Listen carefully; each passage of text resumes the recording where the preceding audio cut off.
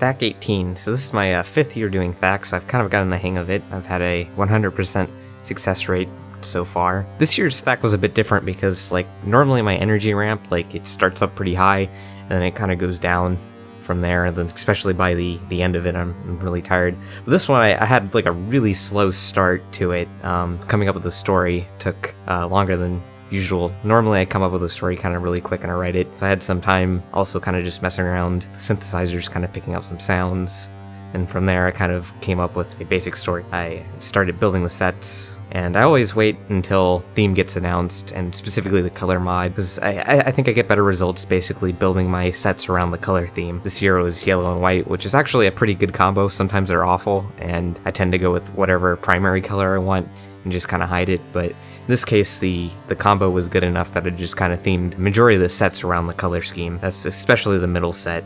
The yellow and white color scheme kind of gave me a space vibe, especially combined with gold. I had a lot of gold bricks just simply because for some reason one of the times I went to the Lego store they were selling a small pick-a-brick size bucket of gold bricks from their one of the anniversary stuff, so I bought that, and so I had a lot of them, so I used that for this animation.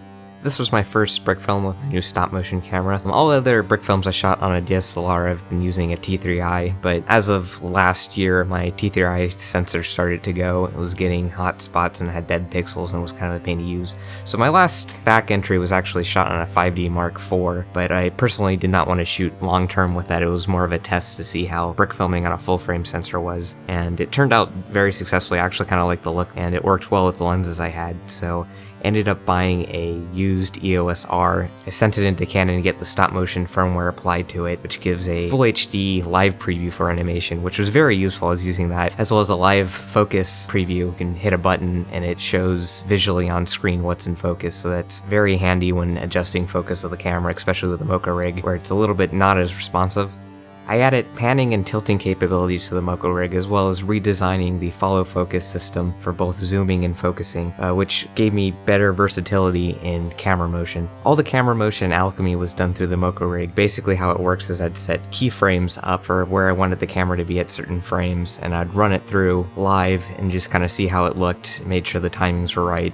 And then from there, I would animate the scene, and the camera robot would move the camera for me so I could focus all my attention on the animation, which is how I achieved smoother looking animation than normal for my THAC entry. I was able to spend more effort on making sure the actual stuff on camera looked good, rather than spending as much effort animating the camera. One complication I had with this film is I received my new lens for my camera a day before THAC. Didn't give me enough time to break in, test out the lens, and also 3D print new follow focus rings for it. And the throw distance on the follow focus was quite a bit more than my previous lens, the EF version of the 24F 2.8L lens. So the RF version has more of a throw, which is better because you have more control over the focus, but it gave me some problems because it would run into the motor. The probe lens was back for a couple specialty shots in this film. The first one being a shot from inside the device pointed at the solar flare. The solar flare was done with a sky panel type light I had set the same color as the sun, and then the other probe shot lens was the first person close-up lens where I blue tacked an arm and then actually animated with it on the lens, which was rather difficult and I think pulled off rather well given the time crunch. I used sky panel lights more in this film rather than just my desk lamps because I wanted harsher lighting to kind of more realistically make the environment feel more like you're on like the moon or some sort of planet. And then I also mixed different color temperatures to give it kind of an unworldly feel. It made the color grading more difficult, so my brother had a bit of a hard time with that. The end results I think looked really good.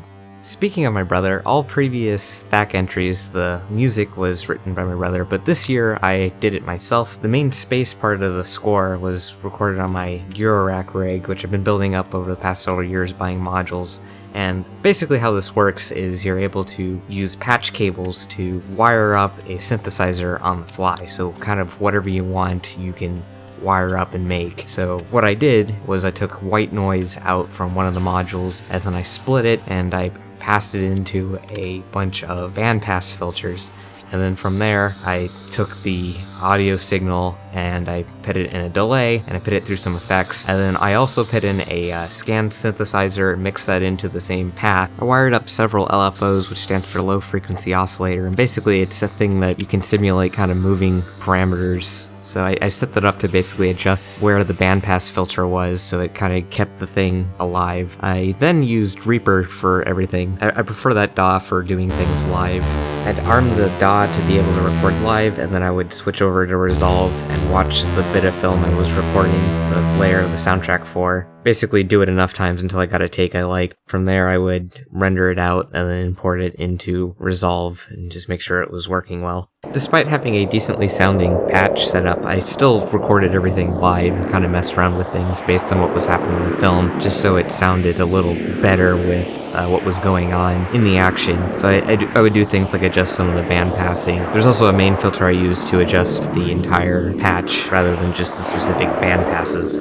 The lead sound was something I created specifically for the film, and it was done on my Archeria Matrix Flute, which is a monophonic synth, so it only plays one voice at a time. The sound in the film is basically the raw sound of the synthesizer, an EQ, and then some compression. Backing it up, I had a preset that I adjusted a little bit from the ASM Hydra synth, and I kind of played that portion to what was going on with the main theme. The score was kept intentionally simple and only had 3 layers to make it easier to mix and produce. I figured simpler and more overpowering sounds would make it easier to get the soundtrack done for THAC.